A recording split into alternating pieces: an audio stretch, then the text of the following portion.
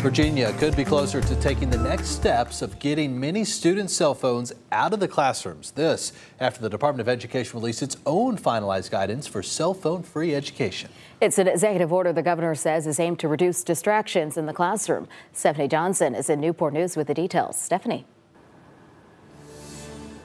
Yeah, the state released this information just before noon today, and in it lays out the guidelines and breaks down how they can be implemented. Now, the Department of Education defines cell phone-free education in the state as bell to bell, meaning cell phones should be turned off and stored away from the first bell at the start of the school day until the dismissal bell.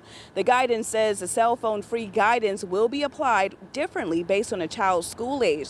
So that means for elementary school students, a parent will need to determine if a student needs to carry a cell phone with them to school. If the student must bring a cell phone, then it should be stored off and put away during the school day. For middle school students, a school division would have to establish policies for students to follow. And for high school, the guidance says high school students cannot use their phones during the school day, but they can use them outside of the bell-to-bell instructional time.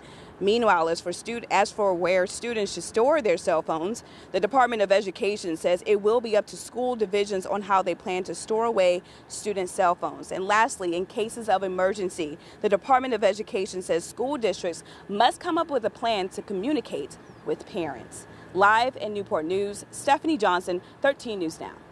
All right, thanks so much, Stephanie. On Thursday, the Education Department will release an administrator's toolkit to help school leaders implement their cell phone policies. So districts must adopt and implement policies that align with the state's bell-to-bell guidance by January 1st, 2025.